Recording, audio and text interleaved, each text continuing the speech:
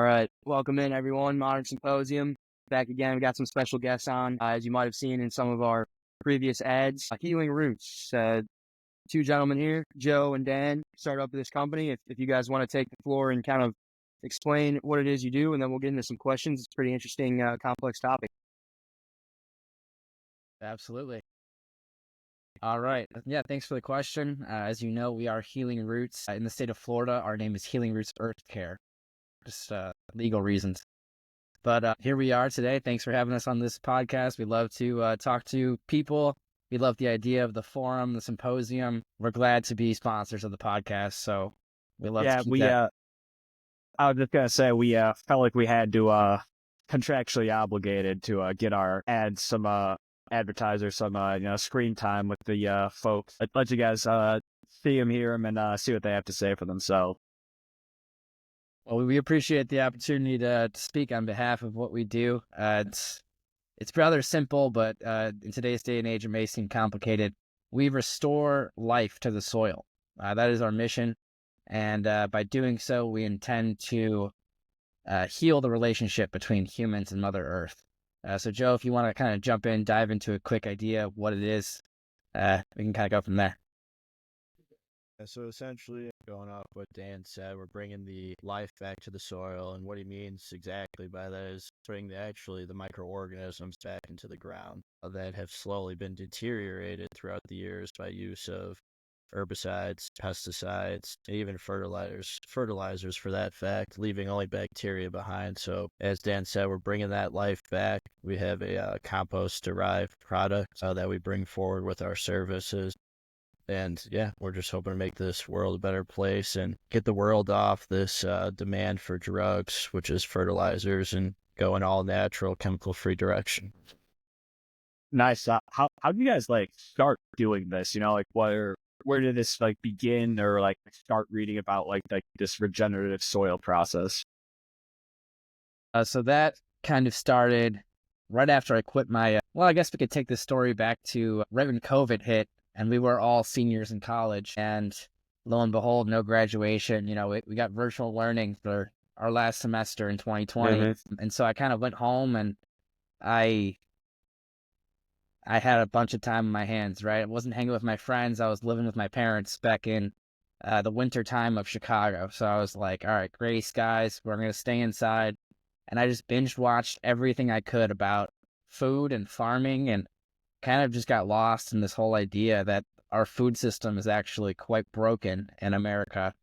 And for that, and actually COVID pushed my start date at my corporate job back 8 months. And so I had a long time to do something. So I decided to, go around to the neighborhood farmers up in Northwest Indiana and kind of just talk to the ranchers, and see if they needed a hand, right? And so luckily, the one that bit was a 500-acre vegetable farm run by a family, and I got into farming for about 7 or 8 months until I started my corporate job. Then I did that, the risk consulting in the healthcare industry, and then sustainability consulting for a Big Four consulting firm.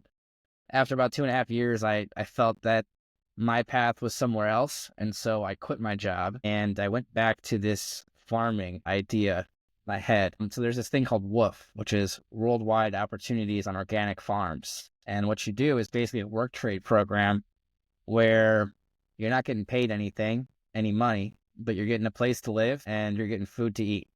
So, you're working 30 hours a week, but you're not paying any bills. So I did that for, just started freelancing, right? Traveling the country. I got a puppy. So me and my dog hit the road and traveled. You were in Hawaii, right? Yeah, Hawaii was actually the first place I went to for 2 months. After that, I was back in the mainland, got a dog, and then started traveling to Colorado, Idaho, Washington, California, Michigan, and Indiana, and did farming experiences all over the country, just learning about how organic farmers really did it. Because, I heard in the Netflix documentaries about, the hazards of using chemicals and pesticides and herbicides. And these are things we eat every day, by the way, which kind of blows my mind. But ultimately, I figured organic was the way. So I'm learning on these organic farms. And then after that, Did every farm you go to, was that an organic farm? Did you not go to any that use like traditional fertilizer? through the woofing opportunity, correct, all organic farms, Okay. sort of required by woof. Okay. But the first farm I ever worked at was a 500 plus acre vegetable farm, conventionally raised. So they had the whole regimen of, chemicals, herbicides, pesticides, and synthetic fertilizers, which resulted in some beautiful produce, some great crops. And honestly, it was wonderful to be outside in the soil every day in the sun, 6 days a week, almost 12 hours a day. But it was really fulfilling work. But after that, I got into this thing called permaculture, which is basically a systems way of thinking about things that kind of factors in the overall health of people, our planet, and this idea of our shared future together. And so in this class, I was learning about soil, had a mentor who was teaching us about what's really going on down there. He started talking about these soil organisms, and then I started interning with him unofficially, just basically helped him make compost, figured out some cool stuff, went up to northern Wisconsin to help him move his cattle around and make some more compost. So all these learning experiences then led me to do some design and installation work for food forestry, which took me down to Florida. And here we are today. We got started in Southwest Florida as a result of that relationship and seeing the degradation of the land out here and wanting to get involved and regenerate and rejuvenate that land. Nice. So Joe, how did you get involved then with Dan and with this idea? I went to school at University of Illinois for chemistry. It was kind of the start of my, I guess, science, biology background, you could say. And me and Dan, we went to high school together, as you guys both know. We were tennis doubles partners, and we always kind of talked that we were going to have some sort of business in the future. And I mean, back then in high school, I'm talking, we had no idea what it was going to be. We just knew we worked pretty well together. We enjoyed each other's company, and we knew that was going to happen in the future. And this was kind of a recurring thought that we had over and over again for probably, past 6 years, probably 6 to 8 years, I would say. Like every time, Dan went out to school and had to be a big shot in California, big USC guy. So I didn't get to see him very often, but whenever he came home, we had to make sure stop by, hang out with him, see the family, see what was going on, and we always kept that idea of this business. So I was actually living in Chicago, and I get a call from Dan. He goes, "I think I found the business idea," and I'm like, no shit, really? What is it? And he pitches it to me, and I'm like, wow, that sounds. At first, I was like, that almost sounds too good to be true. It's like, why aren't people doing this, going this direction, and not using chemicals? And we'll get into that pretty deep here in a bit. Their product is incredible sounding. When you hear all of the benefits, we'll get into that. So he gave me a call. He pitched all this stuff to me. Like I said, it was too good to be true. So I told him, I was like, all right. Like he was very excited about it.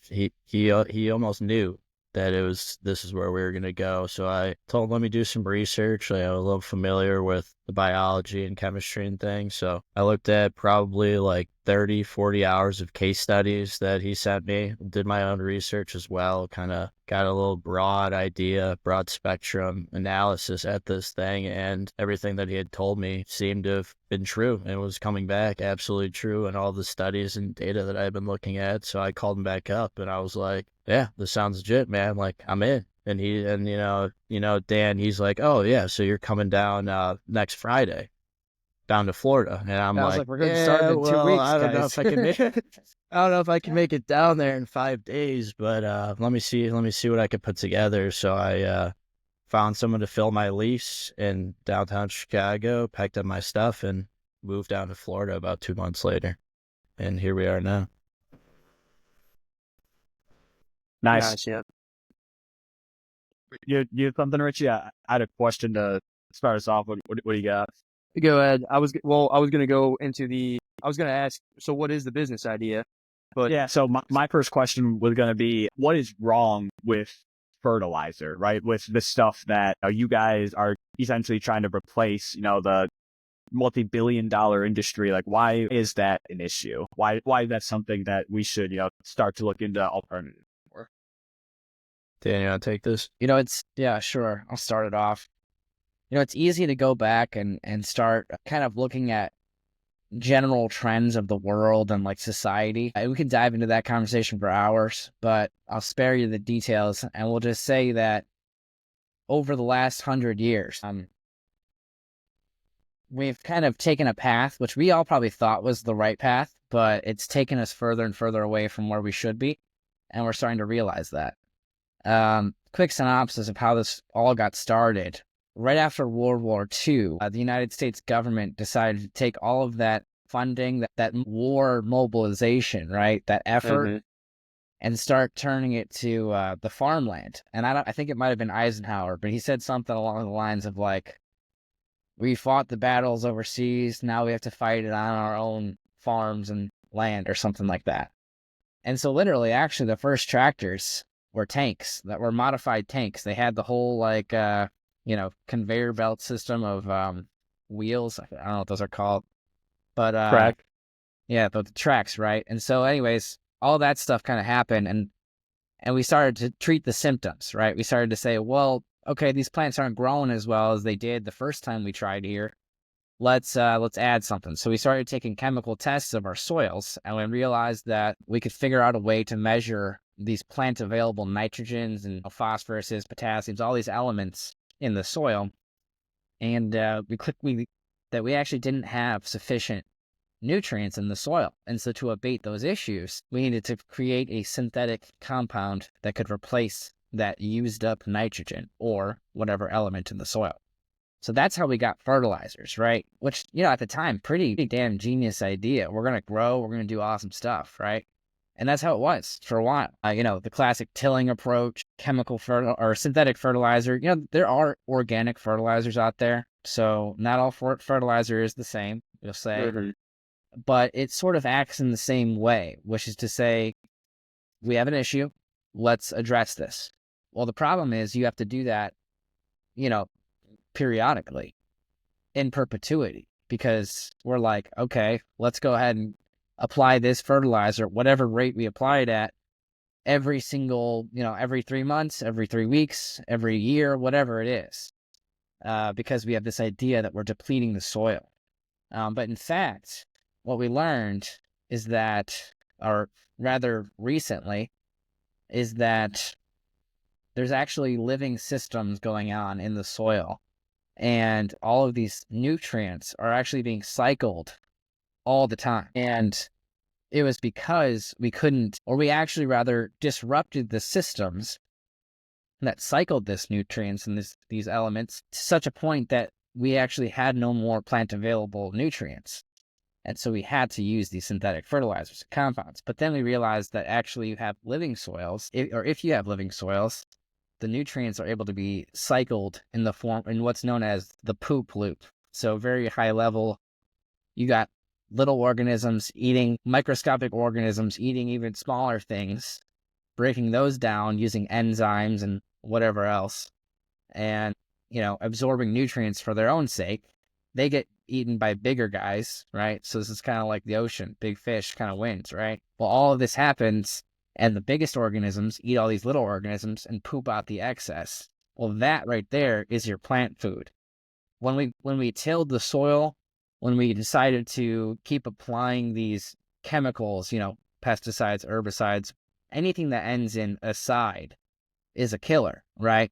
But it kills things way more broadly than we typically intend to. And even if you got, tons and tons of trials saying it's not going to kill X, Y, and Z, it's probably going to kill something that plays a role. Everything plays a role in the soil as we're learning, and it's all about retaining that living system. So, and you mentioned so the idea of us recently kind of coming up with these synthetic fertilizers after World War II, when we started using these to start farming. I guess my question then is your product more similar to what? Because we've been farming as humans for thousands of years. Most of human history has been farming without synthetic fertilizer.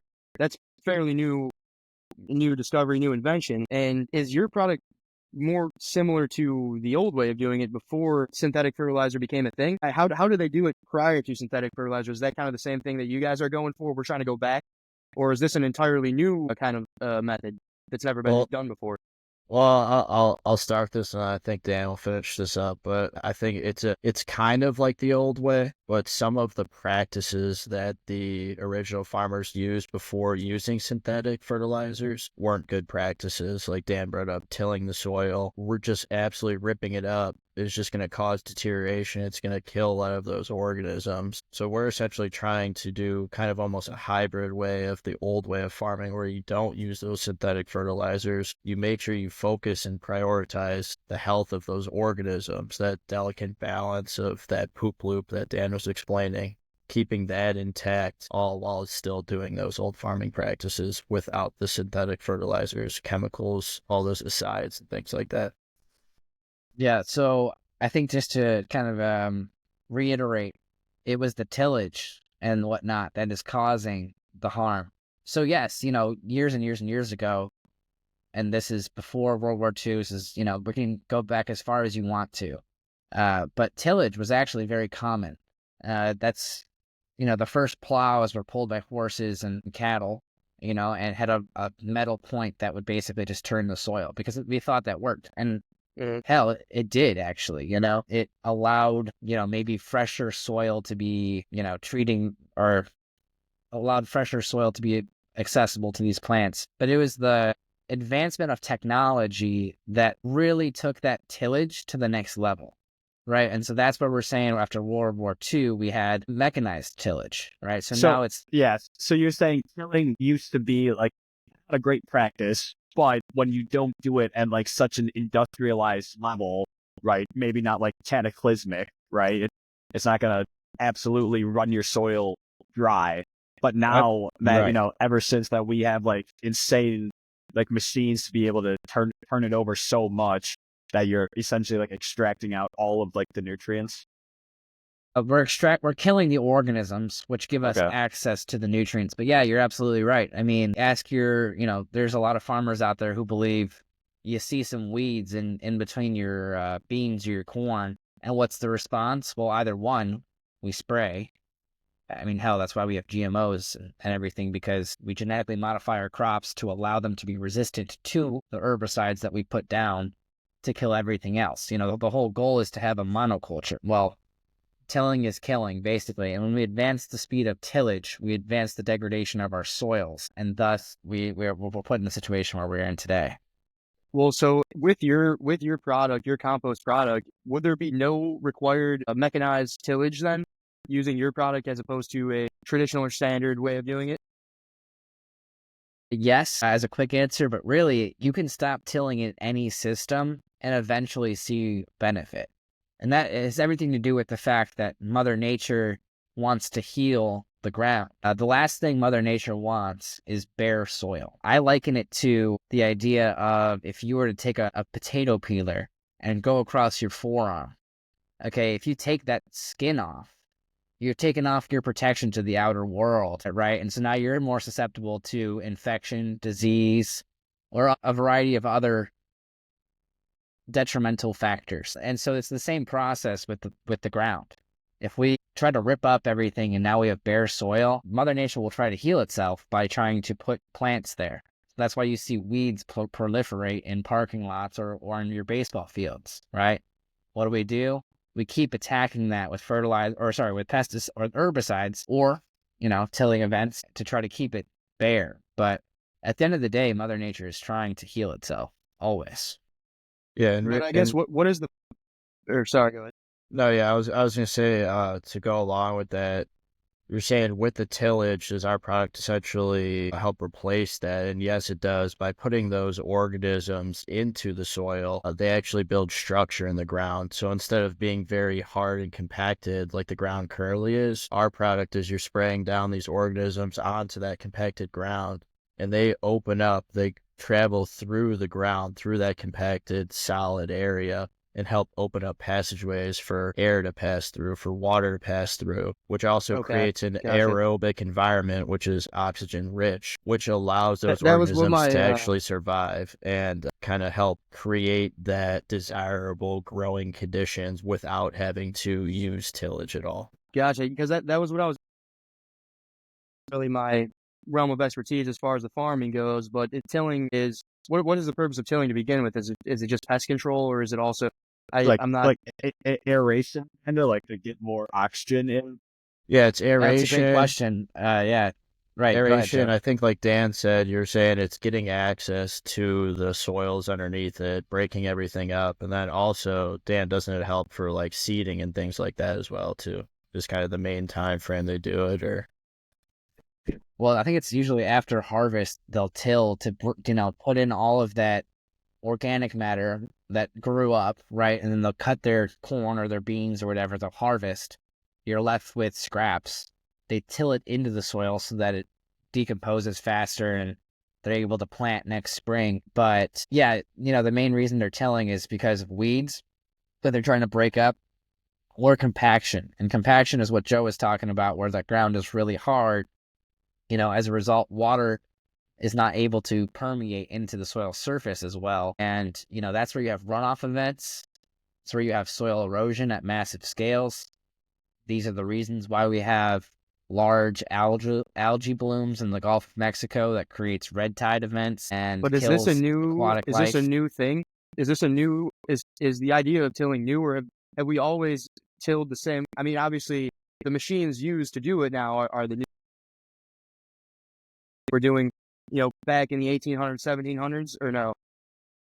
So we tilled all the way back until, the Roman times. I mean, Right, go as okay. far back as you can in documented history, and you're going to find tillage events for the idea of breaking up compacted soil, which is actually pretty funny because, you're going to till to alleviate compaction, to give yourself a nice, fluffy, good soil texture, at least. And so, because before we knew all about these organisms, what did you have to assess your soil but your eyes, your nose? You could look at it. If it's darker, it's usually better. I mean, there's exceptions to that rule, of course, but if it's darker, that means there's more organic material. If it's fluffy, that means there's air and it's oxygen rich. But then, you keep using this land year after year, what's going to happen is it's going to be harder and harder, right? Well, what is tilling but breaking that up, right? It's a very good idea in that sense. But the problem is the compaction layer. And so right underneath your tiller, right? Think about whatever you're using. And nowadays we have like, I don't know, 4, maybe 6 different types of tilling tools. Okay. Now we don't have to go into those implements, but basically what happens, it has to do with the depth of how far down into the soil they're ripping up. But every time you're going lower and lower, you're just creating a new compaction layer. Basically, where the weight stops is where the new compaction layer forms, and you're going to have lack of water infiltration and all the same problems every time you till. So what's like a rundown then of what your product is, as opposed to like how it's different than, like a chemical fertilizer? Chemical fertilizers provide you with plant-ready food. It's kind of like the idea of giving you a drug or, an aspirin to alleviate your fever symptoms, but it's not addressing the reason the fever came up, right? So what we are doing that's different is addressing the reasons that these things are happening, which is typically, or pretty much every time, some level of depleted microorganisms, right? And so what we're trying to do, our product is going to restore all of the functional groups of microorganisms so that there's a harmonious balance and you actually have these nutrient cycling and these other benefits that happen when you have a happy ecosystem. yeah. And So the modern fertilizer kind of like provides the food. Your product like creates the organisms that create the food. Is the organisms that create the food. yeah, they Teach a man to essentially fish. cycle They Yeah. cycle the food. So instead of like people who apply fertilizers, they'll see some grass that's yellowing and they'll be like, oh, okay, that needs some, let's just say, for example, nitrogen. So they're going to go get a nitrogen fertilizer and they're going to put it down. And eventually that'll be absorbed into the soil. But if you go with our product, sorry, go ahead, Rishi. Well, that was the question that just kind of clicked in my head that I was wondering was about the tillage versus the fertilizer. So just to make sure I'm following here, the point being that because of the over-tilling is what causes the crops or the grass to not be able to fertilize itself, basically. And rather than stopping doing that, we're just applying this synthetic fertilizer, which it masks the symptoms, say, but we're continuing to do the tilling, which is going to keep causing it to degrade more and more. Is that kind of the right idea? Yeah, exactly. It's just kind of a very repetitive process over and over again, year after year. And obviously you see that. I mean, you probably see in your parents' house, you have those signs for fertilization where it says stay off the lawn for 2 to 3 days or whatever. And you see that 6 times throughout the year or something like that. That's addressing. It's like a Band-Aid fix, I like to call it. And ours is actually, like Dan was saying, it's solving the root issue. So if you have those functional groups of organisms in the soil already, they actually work harmoniously with whatever's growing in them. So if the grass is starting to turn yellow, it's going to send out an exudate to the bacteria and all those functional organisms that are on the root system of whatever's growing there, in this example, grass. And it's going to say to those organisms through those exudates, hey, man, like I need some nitrogen. And then those organisms are going to go out, get the nitrogen, find the nitrogen for the grass, break it down, and supply it to the grass so it alleviates that yellowing issue. And it's actually solving the root issue rather than just, all right, hey, it needs some nitrogen, let's just throw that down. And then obviously there's multiple additives and different chemicals within those synthetic fertilizers that inhibit and even destroy a lot of those living organisms. So they think that, like with the fertilizer, they think they're fixing the issue, but in reality, they're worsening the root problem of what's actually going on. And the That reason kinda makes why sense. the reason why they're making it Yeah, worse I gotcha. is because fertilizers are salt-based. It's pretty much, maybe Joe can tell you more about the chemistry involved here, but basically how you bond these elements together is to form a salt, which is basically just a positively charged ion, or negatively charged ion combining, right? Same thing with table salt, but every fertilizer is salt-based, which means it's going to some degree absorb water and take it away from being available for your plants. So by that way, it's actually worsening the soil conditions in the sense that it's not supporting or not conducive to supporting the microorganism community. So while fertilizers aren't exactly the devil, they're certainly working with them. But I Well, wouldn't say so they're nearly as bad as using acidal compounds like herbicides, pesticides, fungicides, and the like. yeah, right. Yeah, and that's the scary part you mentioned. It's like, yeah, you got to keep off the lawn for 3 days, but we're going to spray this exact same thing on the food that you're then going to eat after. That's that seems a little suspicious to me. But when it comes to the fertilizer, I mean, so I started looking into it recently. Is that the nitrogen seems to be the key limiting factor when it comes to the health of the crops or the plants, right? The purpose of fertilizer to begin with is to get nitrogen to the grass or the plants. And being a synthetic fertilizer, that would mean it's made of some salt-based product, like you said, like ammonia or something like that. But the issue that I ran into was that the problem being that the reason we are able to so during the time prior to all these synthetic fertilizers, 50% of the world didn't have enough food because we couldn't produce enough. And at the time, the population of the world was like about 1 billion people. And now we're in a time where 90 to 95%, there is a very, very small percentage of people that are starving. More people are dying from obesity than are dying from starving. And we have 8 billion people. So just in the course of 100 years, we have somehow maximized our yield 15 times what it was. And I've seen people attribute that to synthetic fertilizers, where their argument is that if it weren't for these synthetic fertilizers, that would be impossible because there's simply not enough natural nitrogen and other natural remedies of whether that be like leguminous plants or like a compost, something like that. is your product viable for mass scale, or is this more of kind of a niche market of This is a product that can certainly be applied at mass scale. It's rather simple, but not easy to accomplish.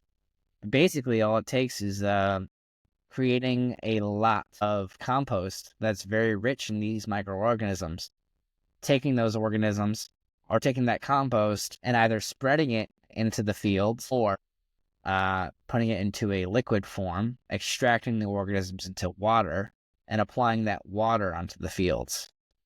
So, I mean, you look at the amount of food waste we have in this world, you look at all these other things.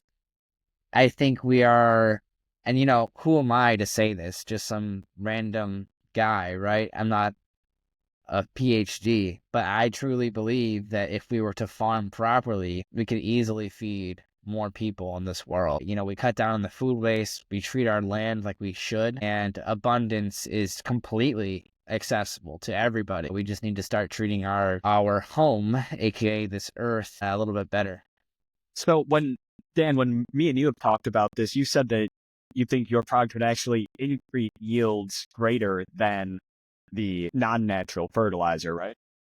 Absolutely. There's been plenty of data to show that there are significant increases in yields when your soil has the functional groups of organisms present and working together. And so really the main goal to accomplish is to put those organisms back in the ground.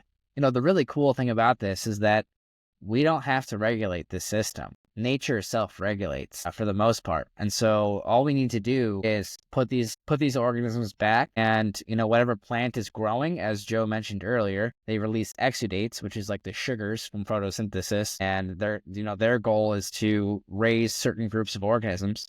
So by doing so, by having whatever plant is in your field, it's going to increase the chances of this particular organism to grow. And so in other words, this system is completely self-regulating, and the only thing that needs to happen is to put them back.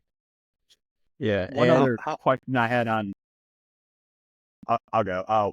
One other question, mass implementation versus niche implementation. This kind of has to be like a regional compost as well, right? We've talked, the compost that you guys make in Florida, you should not just drag it up to where we are in Illinois and throw it down and say it's going to work perfectly.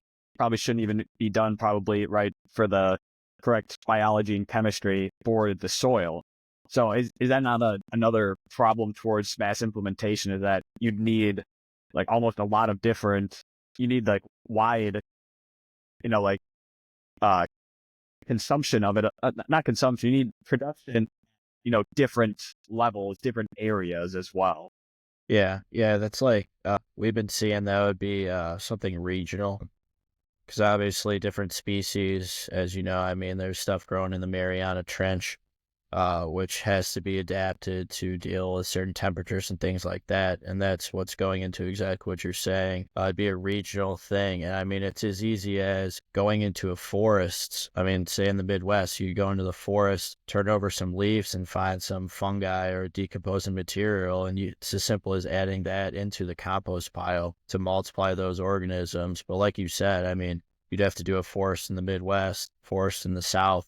So it's kind of almost like it would be a hub thing. How regional should it have to be? Like how specific? Like the Midwest, the state? So right now, lawn, from what we've seen, it can be regional. In hypothetical practice, we've heard that you could take hypothetically a compost from Florida and implement that in the Midwest. Now, how well that actually works, I can't answer that question for you right now. Hopefully we'll be able to answer that when we expand to the Midwest here shortly and start to run tests up there. But obviously, like I was saying, all these organisms are conditioned and grown up to grow in certain type of temperatures, saturation of water, things like that. As of right now, I would just say like Midwest, South, coastal, East, West, things like that. Pretty broad, but that's just to our understanding right now because there hasn't been much research done up until this point. But I did want to say, good point. going back to what Richie was asking about implementation on a mass scale, and could we compete with like the nitrogen and things like that to be able to feed these billions and billions of people that are continuing to come onto this earth? And I think to answer that question, Richie, is as simple as saying that going back to fertilizer is kind of a band-aid fix. It wasn't actually what we needed to do. There's actually enough nutrient in the parent materials of our earth, sands, clays, all of those nutrients are already there. We just simply need to implement those organisms to be able to make those nutrients plant available for plants, trees, grass, anything growing in them. So that's kind of the fallacy, is we need to keep throwing down these additives, this extra nitrogen, this extra magnesium. It's already in the ground times a million. We would never have to add, hypothetically, we would never have to add any more unless we were, trillions and trillions and trillions of people if it got But Joe, kind of to that imagine if point. we're able to just maximize the organisms, right? If we maximize the organisms, we have yet to see the potential, right? Because it's all has to do with this ratio, right? This ratio of fungi and bacteria in the soil. And if you can just increase your biomass by maintaining the same ratio, right, then we can maximize productivity in a soil system. However, we just haven't done that long enough to determine a boundary. Keeping that ratio while increasing the biomass, that is, I think, what we've talked about in the past, that is what would increase yields, correct? Correct. Yeah. Richie?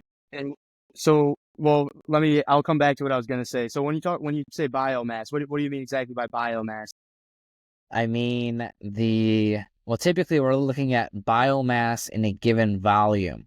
So as an example, we're looking for what is the mass of a certain functional group of organisms, aka your bacteria or your fungi or your protozoa. Protozoa are just unicellular organisms that consume bacteria. But basically, but biomass is a measure of, I can't say the quantity because every shape and size of bacteria is different, right? And so that's why I say the mass. Okay. So we're taking, and it's not weight, right? Because what is weight but mass times gravity, blah, blah, blah, physics.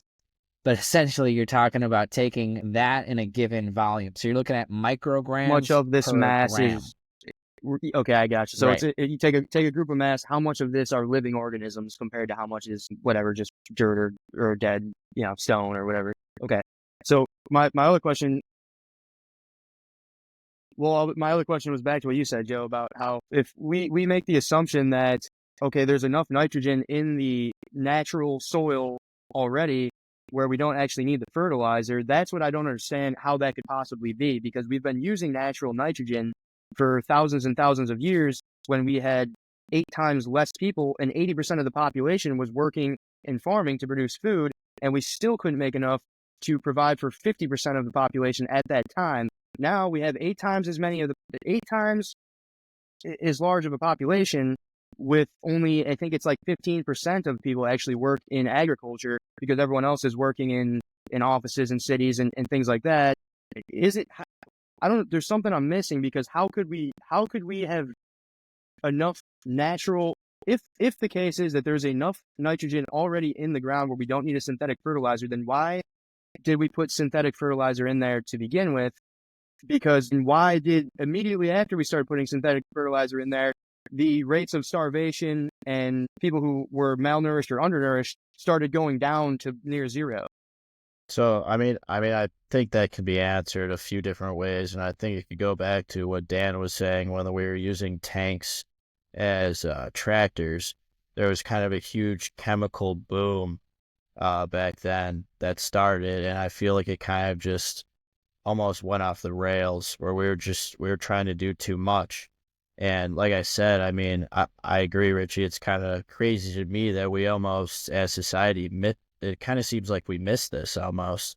But I think a big factor also has to do with we didn't have the technology or possibly even the knowledge of what these organisms were actually doing in the ground, or we didn't even know that they were there altogether. So I think it could be a number of those factors, what direction the world wanted to go at that certain time, and us just not really paying attention to what the root issue was what was actually happening in the ground. And that's like, I agree with you, man. Like, I agree with Richie. I'm like, it was crazy when Dan first kind of made that aware to me, and I was like, how is that even real? Almost like you're telling me it's there already. Like, we have times 1,000 what we would ever need for like thousands. We have enough for 1,000 years essentially, and we just overlook that. Like, I agree, that's crazy to me. Yeah, and I mean, I know it's real too. I've seen that. I've had these conversations before. I'm not saying it's not real. That's my point being is that it is. It seems like there's something that I'm not fully understanding. Just because I would think, but the technology part of it, or at least like technology could mean not so much even as like, oh, we have tractors now or these mechanical tools that we use to till the fields, but just the technology like microscopes where we didn't That's what I was gonna say, just understand microscopes. bacteria right, yeah, like research technology. I think that makes sense to me. I think it's kind of analogous, like your question, Richie. It's like, well, why did we start doing it? Like, if it like worked, like what's going on, right? It's kind of analogous to the fact that like, fertilizer did do what they wanted it to do at the time, right? It's super boosted. It's like a short super boost of things. It's like steroids, right? Like it's like a quick shot, but it's taking away from like long-term longevity for like a short-term boost, essentially. It's like short-sighted thinking is essentially what I think it sounds here. And probably just ignorance of the fact that, they probably didn't understand exactly like what they were doing, like the chain reaction they could set off. Yeah, and that I also, along that same track of thinking, that's pretty much what tillage is as well. Like, it's nice short term. It's a quick turnover for your fields. You get everything up and ready to go. You mix in all of that organic material, as Dan was saying, all that decomposing matter. You mix it all in, but we didn't run experiments for if you did that for 20, 30 years in a row. I mean, that's part of the reason why the Dust Bowl was a thing. As we just kept tilling and deteriorating. And the creation of these technologies, these tractors that allowed us to do it so much faster, just exacerbated all of our issues and caused it to speed up even quicker than we could have imagined. So how does the cost compare to a synthetic fertilizer if you were to utilize your method instead? So cost-wise, we tried to make it, we kind of went in, did some research on right now we're just in residential. We're trying to branch up bigger into agricultural and even sporting fields and things like that. But it's relatively similar to what a fertilization program would cost for a residential homeowner. The only thing that kind of separates us and makes us a little bit more expensive is we do an aeration process, and we actually add a organic compost, a layer, 1/4 inch to a 1/2 inch on each lawn, especially in the neighborhood we're in right now, Babcock Ranch. There isn't really any soil for these plants, grasses, trees to be growing in. So that's why we do this aeration process, is we're actually adding to that soil profile. So we give these organisms that we're also spraying down and the grass a desirable environment to be able to flourish and continue to do that year after year after year without having to add these fertilizers, these herbicides, and these pesticides. So you're basically, you have a bit higher of a upfront initial cost, but then because it is living organisms and it is Mother Nature, that will end up saving you in the long run as opposed to continuing to slap band-aids on it. Like, using the band-aid analogy, if you if you've got some type of like wound that keeps bleeding, it might be cheaper to buy a band-aid than it would be to go to the doctor. But after years and years and years of continuing to buy band-aids, you'll probably end up spending more money than you would have if you would have just went to the doctor one time, got it figured out, and got it solved. Is that kind of a good analogy there? Yeah, Yes, exactly. but let me just take it a step further really quick. It's not even, because Richie, in that situation, right, you're bleeding, okay? You need to go to the doctor, right? But you're not going to pay to do that. You're going to just keep getting Band-Aids. Well, eventually you're going to fucking die, okay? Like, if you're bleeding, you need to stop the bleeding, right? So that's the issue that we're currently facing is, we can keep fixing these symptoms, But, there's this movie called Kiss the Ground. Highly, highly recommend it to everybody. Used to be on Netflix. I think they just took it down because that's how that shit works. But they said that, and you can find this science somewhere. This movie was produced probably 7 years ago now. When they produced the movie, there are about 60 harvests left on this planet Earth until we run out of good soil to feed the people. And that's not like, oh, we're going to suddenly in 60 years have a food problem. It's we're not going to be able to farm in 60 years the way we do now. So yes, when you're bleeding, you need to go to the doctor and fix your situation, or you will die. That is the situation we're dealing with right now. And that part I 100% am on board with. The trouble I have is that it's tough, as an innovation, as an environmentally sound innovation that's going to help actually solve a real world problem. I think it's amazing. The trouble I have with it is getting people to buy it and pushing it as a business because, and it's not a good thing, it's a bad thing, but because what I'm guessing is, and I could be wrong on this, but I'm guessing that the reason people use the synthetic fertilizer is because it is seemingly cheaper. Now, it may not be cheaper in the long run, but it seems cheaper and it seems like a better solution because everyone's out for themselves and most people aren't thinking about what's going to happen to the world. They're thinking, my lawn doesn't look as good as, the Joneses next door's lawn. I need more fertilizer on it. And that's the individual. And then you look at the company and the company is like, hey, they're yielding, 3 times as much crops as my company is because they're using this synthetic stuff. It's short-term thinking rather than long-term thinking is kind of the fundamental problem. It seems like you have a long-term solution where most of society is looking at short-term gains. And that gets into what me and Camels talk about a lot too, which is, the CEO of a company doesn't care that we won't be able to farm in 60 years because he needs the stock price to go up by the end of the quarter. And the way to do that is to yield more. You know what I mean? And that's a huge problem. And I want to see a day where that's not the case anymore. But it's like, how do we, how do we wake people up to that? It's almost an education problem or a awareness problem more than it is a science problem, Yeah, I think you're right about that. Joe, let me just address this real quick. Yeah, You go can ahead. take it home. But I think it's an awareness issue more than it is an economic one or anything else. And that's just a sheer fact of this is a pretty new concept. And right now there's a lot of money invested in keeping the way the system goes, keep it going in the same way. But it's not even just that. It's not just blatant corruption, which we all know exists. It's more or less the fact that this is a newer concept and this is a new concept and a human problem. Okay, we can't just go into the marketplace and say, hey, we have this solution. Because to be honest with you, over time, as this gets more and more researched, as Healing Roots builds and other companies fill the space in this industry, costs will be driven down. I mean, right now it's new because that's how this works with innovation. But over you time, guys are 2 dudes with a truck and, a couple guys 2 that trucks. 2 dudes, 2 trucks. One and a half trucks. It's a ridge line. And a dog. And a dog. Yeah, pretty much. Most importantly, the dog. Again, right? Like, Ricky was asking, like, how expensive is the alternative?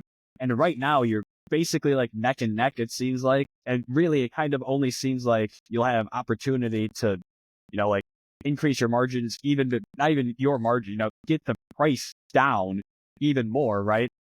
Even like over a couple years, don't you guys project that, like 2-3 years down the line, even right now, that you will be cheaper in like 3 years than using traditional fertilizer? Well, let's address this question first, or no, not question, but more or less, this is not a situation of, is this cheaper this year than this? Because right now we're probably going to lose that battle against fertilizer. But it's not about that, because what we're doing is a process. It is a soil restoration process. So as you take one finance class and you're going to understand this concept, you're either locked into paying, let's say, $100 every year, right? For the forever, right? There is no stop to this in your current line of vision. You're going to keep paying that year after year. Maybe it goes up with inflation. Okay. Or you're going to pay more in year 1 and year 2 than you would otherwise. But year 3, 4, 5, 6, and so on and so forth, it's less and less. Because if we continue to manage the system to allow microorganisms to thrive, then we don't need to keep adding inputs. And quite frankly, if we stop tilling and doing these events, Mother Nature is so good at healing, as our human bodies are, as we see in nature all the time. We could do this in a matter of maybe a few growing seasons, and we'll be economical, you know? Right now it's hard because we have to convince somebody to pay a little bit more than they're used to, but that's just the human nature of it. It's not going to be easy to get someone to pay more right off the bat. But once they understand and see the process and see the results of said process, I think it'll be an easy transition. Yeah, I guess that's part of the. Well, that's just to go on that. Sorry, I had to jump out real quick, but that's part of it. Is that's what I don't know. Is would they? Because if you look at it, a lot of the way that our system is built around short-term gains. Where if I'm the CEO, so on an individual level, yes, if I own a property, I think your product is a much better solution than this fertilizer. If I owned a house, I would have you guys come out and do it. But I'm worried about like these corporate farms who they're being run by like a board, and all they care about is like, did we do better than last quarter? Did we do better than last quarter? And it's like, it almost seems like we might need some type of, if we wanted this to become a standard, it almost seems like there might need to be some type of regulation involved, because otherwise, I'm telling you, these guys will just, they will just destroy it. They will till this thing into the ground, and not care. And then when everything's fucked, they'll turn around and they'll take their bonuses and they'll walk away. Yeah, no, and like Richie originally asked, what you originally asked before you left on the, what were you asking, the cost, I think it was? Yeah, I mean, how the cost compares to, say, like, I mean, from my understanding is in the long term, the upfront cost is more, but in the long term, it'll help you out. It's like buying a new car that's very, it's a new nice car with all the good stuff versus a cheaper used car that, it might be on, it might be on its last leg. You might save some money up front, but in the long term, you'll get more out of your solution is something that you will get more out of. Yeah, More bang exactly, for and your buck, I should say. it's a process that, as Dan was alluding to, it's a process that we eventually want to stop. And like we were saying, with the development of microscopes, that's actually how we're able to track, to make sure, because we look underneath the microscope to be able to calculate that biomass that Dan was explaining, and we're able to look at that under the microscope and make sure we're kind of on the right track, we're on the right direction with our treatments. And eventually it's a process that we're going to stop. We won't have to come out to your house year after year. This could be a 2-3 year process where we do that aeration, we do that compost top dressing, we do those treatments, and then we switch to quarterly treatments after that. We hypothetically, from what we've been seeing, we're a young company where we've only been doing this for about 11 months now. Everything's been trending in the right direction, all of the properties we have treated. So we're following the right trends that we would like to see. And to answer Campbell's question from earlier, yes, as of right now, our operation costs are at their highest. We're going to be able to reduce once we get our own facilities and things like that, and we're able to make all of the raw materials that go into creating our job. That's going to be a lot cheaper. But like Richie, you asked earlier, is it an education, or is it, you brought up like, oh, is it just them competing against their neighbor? I have the greener grass, mine's more lush, mine's thicker, things like that. We're rebuilding the soil. So we thought, me and Dan, when we first started this, that it was going to be a longer drawn out process. It wasn't going to be those immediate results that people look for in using these chemicals and drugs and things like that. But we actually found that it does work quite quickly. And actually, in some cases, faster than fertilizer. I mean, we're down here in Florida. Obviously, there's a rainy season, there's a dry season. During the rainy season, I mean, we were noticing changes in first 5 to 7 days. For a lot of fertilizers, fertilizing companies tell you it's going to take at least 3 months, 3-4 months to see a change. I mean, we're talking 5 to 7 days, 3 to 4 months. That's providing those immediate results pretty quickly. Even so faster results than fertilizer. Faster than some synthetic fertilizer. Okay. Correct. Yeah. Yeah, I mean, that's a game changer, because just a selling point is tough. I can see it being tough to sell someone, especially if they're not really too familiar with how all this stuff works. Whereas it's like, oh yeah, like a couple of guys have a startup and they come up to my door and tell me, yeah, pay a lot more money than I'm used to paying for this product that I won't know whether or not it was bullshit for 6 months. And by then, I could see people thinking that way. So having quick results, I think, might be like a huge part of the solution, honestly. Yeah, the quick And Richie, results is just to go ahead, Joe. here. One last thing, Dan. One last thing. The quick results are huge, but I will say that it's still probably 50% of the people that we talk to are just, they don't even really care about what the product does. They just hear your kind of buzzwords, chemical free, and then they hear that short time frame, and they're like, all right, yeah, I'm gonna be able to beat out and be better than my next door neighbor here. While the other 50% are actually interested and they're kind of conscientious of this going non-chemical direction and things like that. So I'd still say it's a lot of people are just like, I want those immediate results and I want to beat it out. And we don't even necessarily, I mean, we tell everybody about the benefits and how we're different, but I would say there's still a solid 50% that don't really care that much. They just want to see the results. Dan, you some? Yeah, very cynical but realistic worldview right there, Joe. Unfortunate, but that is what it is. Now, Richie, you were saying a few things about how in the short term this might not be the solution for you or for farmers in general, right? And I have to stop you there and have to explain a little bit more because this is a solution for now and for later. Obviously, you're alluding to the fact that synthetic fertilizers might provide you with a better, more productivity in the short term. Well, actually, there's been plenty of scientific studies to show that we can actually reduce fertilizer usage by up to and over, and I have to say and over because, or whatever, I have to even say a number because I can't say 100%, 80%. Okay, we reduce our fertilizer cost by 80% and we can keep the same yield. I mean, that's a no-brainer, right? Economically. We can reduce fertilizer by 100% in a matter of a few growing seasons. And I say a few because I have to give myself a pillow. I can probably stop that in one growing season and get similar results. But of course, yield is a very big issue. And so we encourage a transition as this is a process. So we reduce your fertilizer input by 80%. We're going to maintain yields. Okay. Or we're going to increase your yields. Now we tell each other 20%. That's what we're told to tell farmers after this school. But I know we can achieve better results than that. It has everything to do with how you manage the farms. Now, if we have the right person on the right farm doing the right thing, we might double yield in 1 year, in 2 years. But these are hang a lot on, of factors as well. Go ahead. let me counter you there. Is that due to the fact that you have the right? Is that due to the fact that we use compost instead of synthetic fertilizer, or is it due to the fact that we started actually treating our farms the right way? Whereas if all other variables were to stay the same, if I were to continue tilling my farm the same way I have been doing, and I use your product versus the fertilizer, which one's going to do a better job? Or if I were to stop tilling my farm and start treating it the right way, and I were to use the fertilizer versus your product, if the other variables stay the same, and the only difference in variable is whether I'm using synthetic fertilizer versus compost, can you promise me that I'm going to have a higher yield, or at least the same yield? Well, For the same cost?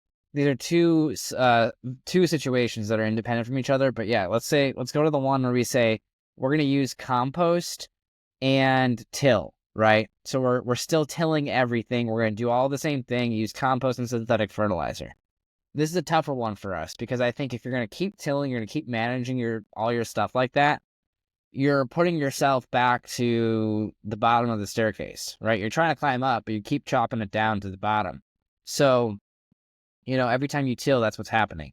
So in that situation, I might, and I can only say this, I don't have results myself, but I would suggest that potentially fertilizer has an upper hand in that situation because it takes time to build a soil ecosystem. However, I don't want to stand behind that statement because I do think that the organisms, if you do it properly, but still till every year, the organisms will catch up to the fertilizer. Also, you have to understand this fact. 50% of the fertilizer you put down goes away in the first rainfall event or irrigation event. Because think about it this way. When your soil is so compacted, it's like cement, okay? What happens when you pour water in cement? It runs off, right? Mm-hmm. Now you have topography on these farms, inevitably, even if it's half an inch over 100 feet, you're still on a slope, right?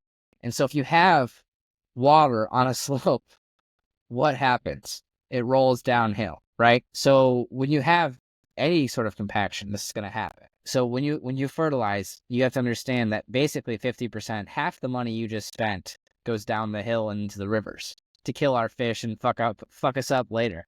But now let's go to the other situation where we're going to say, let's do everything the right way and compare compost and fertilizer. Well, this is actually funny because I would tell you both of those will probably be the exact same. Maybe a synthetic would see a slight boost at the beginning, but that's it. And the reason being, Mother Nature is trying to restore this microbiome at all times. We keep chopping her legs off. So if you were to stop tilling, use cover crops, manage your fields the right way, only difference being compost versus fertilizer, either way, that microorganism population is still going to increase because ultimately that's what we're encouraging. At the end of the day, we are encouraging practices that do not harm the soil. Over time, the organisms will find their way back to the soil. Where our product comes in is, it's going to help clean up some of the mess if you keep tilling. But if you don't till and you use our product, you are essentially accelerating your process of regeneration to a degree that, probably is hard to even put into tangible words. But we could put them there versus waiting time and time for them to float in on the wind or to, come in on poop or whatever. Now, I will say they're also dormant in the soil ecosystem. So you do the right things, and before, in your lifetime, you'll see some pretty awesome effects, for sure.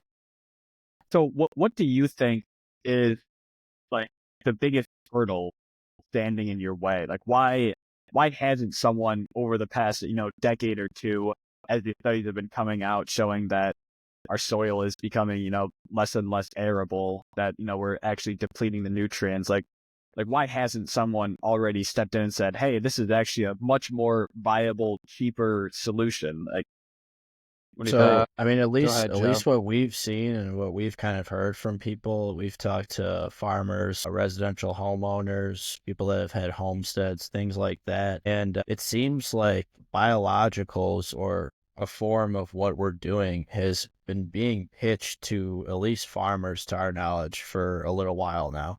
But when you're going to these farmers, usually a lot of these farmers, landowners are at this point in time, they're getting I believe actually within the next 5 to 10 years or something like that, 50% of the owned farmland needs to either go down the generation to the next owner or needs to be sold off if they no longer want to continue in that direction, which kind of puts us in a very interesting position as well on possibly acquiring that land, which I think could be an interesting direction. Just take over all that Just take over all that land, but the reason easier why said than done. absolutely, and that requires a lot of capital. But I feel like to answer your question, why people haven't kind of gone that direction and done that, there has been people that have gone that direction and done the biological approach, but it's mainly been farmers that have numerous acres, so they're doing it on their own land. And like Dan's saying, I mean, you can hypothetically do it like Richie said and implement it in a way where you don't change any of your practices and you add these biological amendments into the ground. But again, that's just it's another Band-Aid fix. You're not solving the root issue. You're not fixing what actually needs to be fixed. So you can keep doing that year after year, but essentially all of the biology you're putting down by going out there and tilling again, you're just going out and destroying it. So it's pretty much like you're just throwing money on the ground and just burning it. I mean, you're just getting rid of it by tilling it. So I don't know. It'll be interesting to see, but that's a lot of the reason why these farmers and a lot of people haven't formed an industry out of this yet is it's very time consuming to implement that just on your own land. If you had 10 acres and you have to completely change how you farm the land, I mean, that's a feat in itself. So people, what we've been seeing is they're so consumed time wise in making that change on their own property that they'll help out their neighboring farmers, but they don't really have the time or even want to implement it worldwide or nationwide or even statewide at that fact. But now wait a minute, because as far as that goes, now this kind of leads into another question I had. I had this in the queue. I wanted to come back a little bit on this one because Cook it as up. far as and correct me if I'm wrong on any of this that I say here. As far as I've come up with based on the past couple hours of looking into it, it looks like there's a couple different ways that nitrogen can be naturally ingrained in the soil and naturally fed to the plants. And you've got one is the tilling, because you're getting the nitrogen out from under the soil, right? But obviously we've gone through that. That's a problem. That's not a good way to do it. There's atmospheric deposition, which is just rainwater, whatever, where you get the nitrogen from the atmosphere, irrigation water, all those. And then the two that stuck out that I wasn't sure on is the spreading of animal manure and leguminous crops. Which one of these is yours, or is yours an entirely different one than these? It's entirely different, but I will say that it is more closer to leguminous crops, and I'll break it down for you. You're talking about atmospheric deposition. What does that mean? Let's break it down. A deposit from the atmosphere, aka you've got nitrogen gas, N2, right, floating around in the atmosphere at actually higher levels than oxygen, I'm pretty sure. It is. can fact Nitrogen's check me on the that. most. I actually, Right. hang on, I think it's the I actually know this one. And Dan, you're the teacher here. I'm the student. I think I know the answer. The problem is that it's N2 and you need N1 and you can't split them. Is that where you're going? Actually, kind of, yeah, that's a big part of All it. right. All right. But That's why how do they you need to get bind it to N1? salt. How do you get N1? That's the problem, right? Okay. Well, yeah. So what happens in the soil is actually this. It's really interesting. It's called in leguminous crops. You Which is what, typically like have beans, some like bean beans and family, stuff like that. stuff like that. Okay. Yeah, right. So the whole idea, it's essentially a family of what's known as nitrogen fixing crops, which means it's taking atmospheric nitrogen and converting it and putting it into the soil. The way that happens is through this bacteria. It's a specific family of bacteria known as rhizobacteria. So what happens is there's an anaerobic process, which means lacking oxygen, that happens inside of the root systems of these plants based on the colonization of these rhizobial bacteria. So they go in there and they start reproducing in this low oxygen environment that they create intentionally, so that there are conditions that enzymes are produced to break the chemical structure of N2, which is like damn near impossible, but these organisms can do it, right, using enzymes. So these bacteria form what are called root nodules, which is basically like a swelling of the root system in these little like balls. Inside that ball nodule is a pink or a bright red substance similar looking to blood. That right there is your nitrogen. And so within the soil ecosystem, you need to have leguminous crops to convert atmospheric nitrogen into soil ready or soil available nitrogen. But the mechanism to create that process is actually a bacteria. Manure is not a good idea because manure is very high in salt, and that's typically due to what the animals are fed. So manure is typically high in salt, we'll say. A good manure, a good healthy cow roaming on a good healthy pasture, pushing that poop into the ground with its hoof, all that good stuff, that alone is actually a really awesome method of growing and raising cattle and raising happy and healthy grass to raise happy and healthy cattle. So manure is not altogether that bad. But when you apply manure that's high in salt, aka grain-fed or processed diet, which is unfortunately probably the majority of cows out there, and then spread that on your fields, now you have manure that's high in salt, which actually restricts the amount of water available to plants, leads to more compaction and more problems. I mean, that's spreading salt on your field, like literally. Like that's Literally. Well, that's the same problem as that's what they the used to do in fertilizer Rome. kinda, right? Yep. Yeah, No, same yeah, thing. and I've seen. I think that's what they did for like all of time. Like I think that's what most farmers did until there was another way to do it, right? Or no? Manure? Do manure? No, Yeah, well, I mean, I think manure was like one of the most popular ways to do it. even Right? today, Yeah. even today, it still is. I mean, you look at Okay. how people composted things. That's what we're talking about.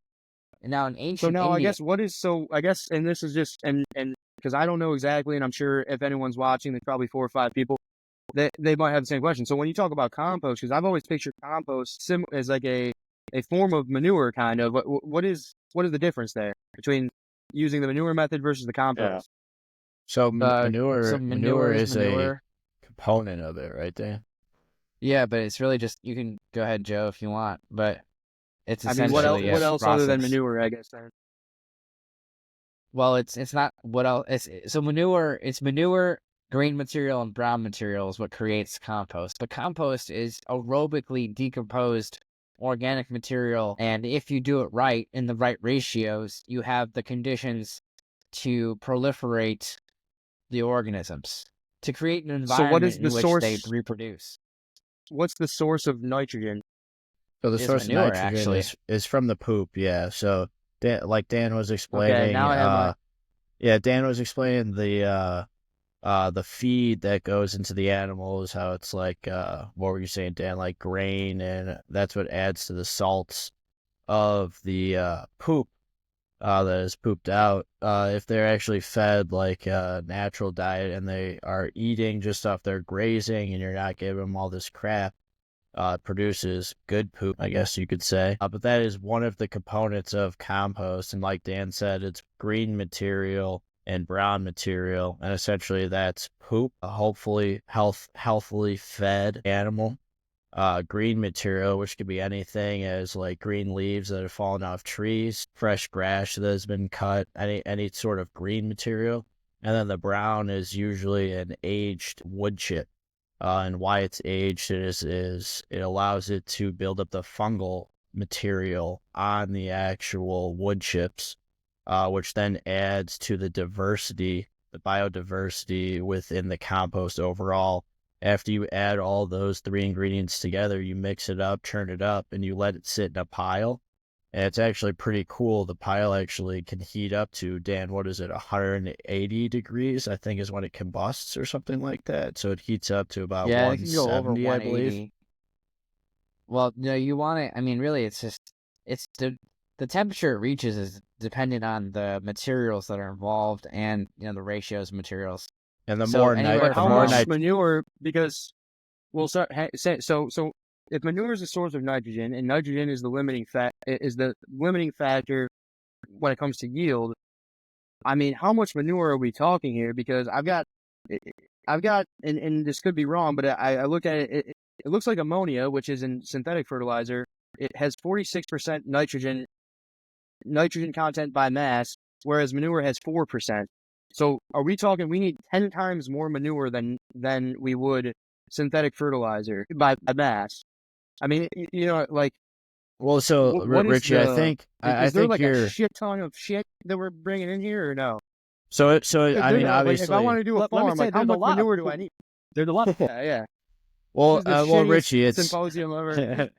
yeah, This might Richie, be I think the I think Richie, you were a little, your mindset that you're thinking along may be a little incorrect, because it isn't just based off the nitrogen. It's based off the magnesium. It's based off of countless amount of different chemicals, not chemicals, but elements. Yeah. elements. Yes, sorry, But the not, but whiskey's getting so me. I guess what I'm saying is that and this could maybe be changed now with this, but what I'm saying is that nitrogen has always been the limiting factor to the amount of yield that we were able to get from farming, which is why we saw such a spike in yield when we had synthetic ammonia, because that is what created 10 times as much nitrogen in the soil. Is that incorrect? No, that's what I'm saying. I It did. think I don't think it's solely dependent on the nitrogen. It could depend on any singular one of those elements, and I think it goes back to No, our I mean, well, technological advances. Is we didn't know. We just always chalked it up to nitrogen being the issue. It could have been magnesium. It could well, have at the been time something no, else. well, at the time, and let me clarify here too. What Yeah, I'm saying is, I'm looking at it. I'm solely looking at it from like an investing perspective, a cost efficiency perspective, and an energy gotcha. perspective. Whereas at the time, for at least a while, nitrogen was a limiting factor. I mean, yes, there was a bunch of other things that went into it, but the one that was the most costly to actually extract and get into it was always nitrogen. Like phosphorus is another big one, and phosphorus is easy to get, easy to put in, was never a problem. But nitrogen, it was always about how much nitrogen you can get. That's how much of a yield you can get. Whereas that's why ammonia took off as a synthetic fertilizer, is because it blasted the amount of nitrogen you can get like to the max 10 times X. Whereas now we can get so much more nitrogen where we can maximize our yields 10 times more. And that's just my understanding of it. But yes, I do understand that, yeah, there's more than just nitrogen. I get that. Yeah. But just, Yeah. but No, and okay, that yeah, and sorry. that and that ammonia actually, and yes, I'm kind of following what you're saying here, and yeah, adding the ammonia, they wanted to add, like you said, the most quantity of nitrogen that they simply could in one go, one additive to the ground. But yeah, like we were saying, that's kind of the fallacy, and that ammonia actually promotes, I believe, Dan, you can correct me, but that promotes anaerobic environments, which anaerobic environments is not beneficial towards these microorganisms. They want an aerobic, high oxygenated system. And by putting that ammonia in, actually exacerbated to continue to exacerbate the issues and make it worse. I believe, Dan, if that's correct. I believe it's NH. I think it's more along the lines of ammonia. Ammonia is a harmful gas. It's what cat piss smells like, right? Right. Well, just a quick one. What is aerobic versus anaerobic? Aerobic For a layman. means, so aerobic is oxygen-rich conditions. Anaerobic would be conditions that are lacking oxygen, insufficient numbers. Now, if you want to be a nerd, your threshold is basically 7 parts per million. Above 7 parts per million, you're looking at aerobic conditions. Between like six. 6. So what is it, like 5 to 7 is facultative conditions, It's which four means to six, yeah. 4 to 6. So basically what that means is that there's organisms out there that can survive in both aerobic and anaerobic conditions. They happen to swing through. These are facultative organisms. They're able to adapt, right? And so you have aerobic organisms, facultative, and anaerobic. Your anaerobic are typically your pathogenogenic organisms, your problem-causing organisms, the ones that create things, toxic compounds, such as alcohol, which is Joe was alluding to the fact that above 180 degrees in Cheers to that. Cheers. Hey, we're drinking cat piss. No, it's Straight ammonia. We it's got that some rhizobial raspberry piss. right now. So no, yeah, we're looking at nitrogen kind of all wrong in a way. I think it's fair to assume nitrogen was our lacking component, and we need to up this. But really, like Joe was saying, it's so much more complex than that. And so think about it this way: even if you were to give your plant systems nitrogen, right? Let's give you 100 pounds of nitrogen, okay, just for easy numbers. If your plants can't actually uptake that nitrogen, why did you put it down, right? So we don't know what the actual uptake of the plants is, because that would be very hard to. I mean, I'm sure you could quantify it if you really wanted to, but who cares about that? Essentially, like it's a living system, right? What is uptook is based on what is growing, and so you can't just force nitrogen into a plant and say, oh, you're going to be happier and better. That's not how that works. But also, nitrogen is just, as Joe was alluding to, nitrogen is just one element in soil that's very important. Now you need calcium, you need magnesium, you need copper, you need iron, you need a million other, okay, not a million because there's obviously a limit, but you need all of the elements in soil, all of the periodic table of elements in soil. Now, I can't say neon gas. I haven't found that yet. That'd be pretty sick. Maybe uranium. But so there's obviously limits to it. But every element that is needed for plant growth is available in soil already. It's just locked up in the matrix of the parent material. So let's think of a Rubik's Cube, okay? Let's call that a sand particle. You can't get inside the Rubik's Cube from the outside, right? So what happens is, even though the core, let's just say hypothetically, is the nitrogen, right? Or whatever it is, the copper, whatever. Well, the bacteria is going to use an enzyme to open that Rubik's Cube up. and then that nutrient is now available, right? So ultimately, your biology can affect the chemistry of soil, but the chemistry cannot affect the biology of soil. Like you can, does that make sense? Well, I guess it can affect it negatively. Wait, say right? that. But, That sounded pretty good. Say that again. so Chemistry. the biology is able to affect and optimize the chemistry in soil, but chemistry will never be able to optimize the biology in soil. And so one thing we talked about in the past is, modern, when, like what agencies look at and stuff, what fertilizer companies look at is like the chemical readouts, right? Like, oh, so we have like this much like nitrogen or whatever in the soil. We have this much of this, and that's what they're focused on. And what you guys are kind of talking about is like being more focused on the biology side, and then like yielding, which would then yield that good chemistry, as opposed to like trying to manipulate the chemistry to try and, just force in the results, essentially.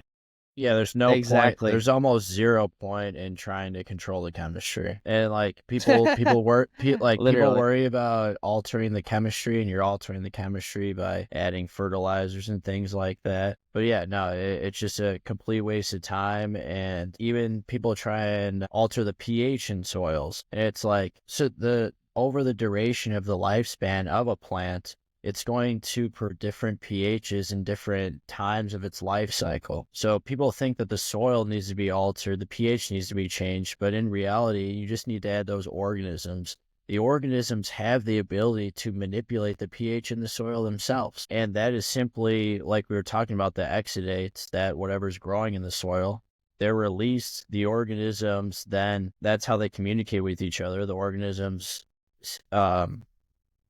see those exudates and they're like, okay, I need nitrogen. Nitrogen is best absorbed with a soil of whatever pH. So then they're going to manipulate, the organisms are going to manipulate the soil to not only be at that pH level, but they're also going to bring the nutrients to what's ever growing in them. So it's brought up and absorbed by what's ever growing in them in the best conditions possible. And we just always have had the fallacy in growing things that we need to, the only way that can get done is by us manipulating it. We never really had the trust and the belief that these organisms, these things that we can't even see, can do this process for us. So we've always tried to do these Band-Aid fixes, and yes, it has worked, but we never looked. And I mean, obviously it's impossible to do a study to see what it's going to end up like in 30, 40 years. I mean, that's a very difficult thing to churn out. The time frame when all these chemicals were introduced were a time where chemicals were big. So that's what was shielded. Everything got pushed through as, yeah, that's safe, that's good.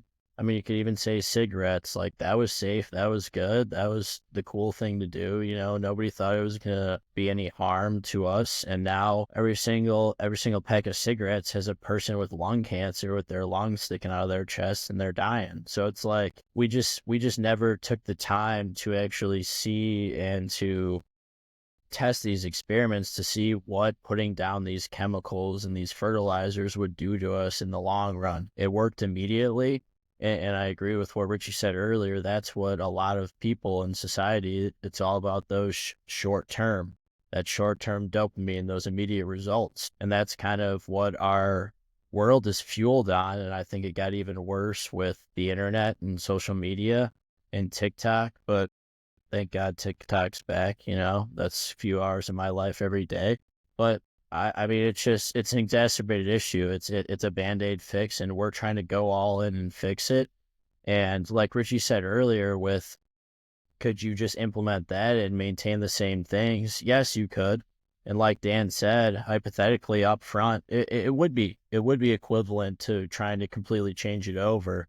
And I think in our process, you don't have to, we would love for you to eliminate those fertilizers and chemicals right off the bat, because obviously we know getting rid of those is going to make you better off in the long run, but it's kind of a wean off process. You don't tell a drug addict, hey, man, you got to completely quit cold turkey and you're going to be good in the next 2 weeks. No, they can use a little bit, they wean off. That's kind of what our process is. It's a wean off process to get you to that perfect goal that we're seeing at the end of the road here. But like Richie was saying, it's hard to portray that image to a lot of people because they want those immediate results. They want to know that, okay, I'm spending X amount of dollars, I'm going to see the results in 2 or 3 weeks, shorter time than that. But they want that.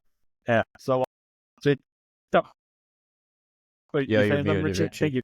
I think you're muted. Yeah, But, sorry, I forgot I was muted. I was gonna say that makes a lot of sense, and it goes along perfectly with what me and Nick talk about all the time when it comes to like the way society is it's just it is short term thing. There's a reason. Look, we are the first group of 4 dudes ever to sit down and have a couple drinks and have a heated debate over the benefits of synthetic fertilizer versus all organic fertilizer, and we are probably not going to we're not going to break 100 views. But the Hawk Chua girl got fucking millions, and the reason why is because people don't care for the most part about this type of thing because they don't realize the importance, they don't realize what's going on, and it's not as it's not a sexy topic, it's not an entertaining topic, and that I think if I were to guess would probably be your biggest obstacle. It's not about the quality of the product, it's about how it's the awareness in the marketing and the building up some hype behind it. It's a tough product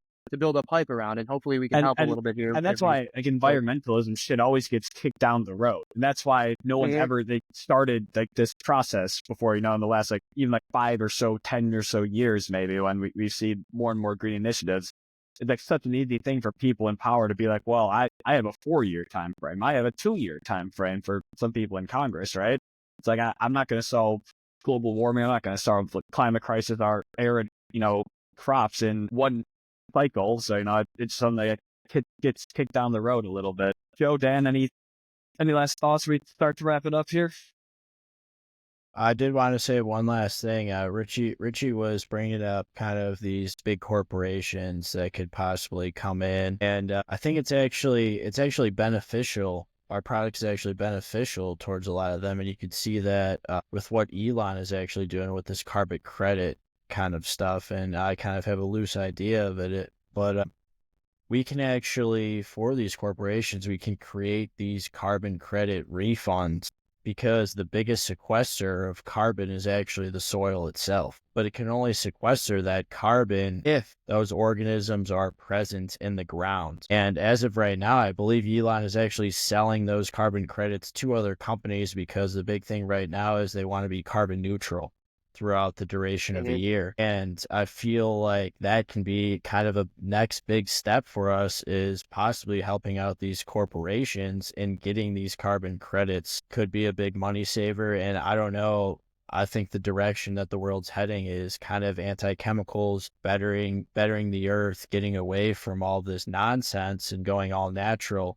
And I think that might be kind of another evolution in our journey here as we kind of keep going into the future here. But I think a big part of it is what you guys were saying. It's the mentality shift. Not a lot of people want to even get rid of all these chemicals they're used to eating, their Doritos, their Oreos, and all this stuff. And it's like, that's fine. I mean, I eat that stuff too. Dan says he doesn't, but he does. I'll tell you that. But we're heading in a good direction here. We're eliminating those factors. We're getting better and better each day. And I just think those, as I said, those carbon credits, I think that could be a next big step, especially to get these big corporations invested in this thing and possibly shift the money over to eliminating chemicals rather than pushing them and furthering their depth into society as a whole.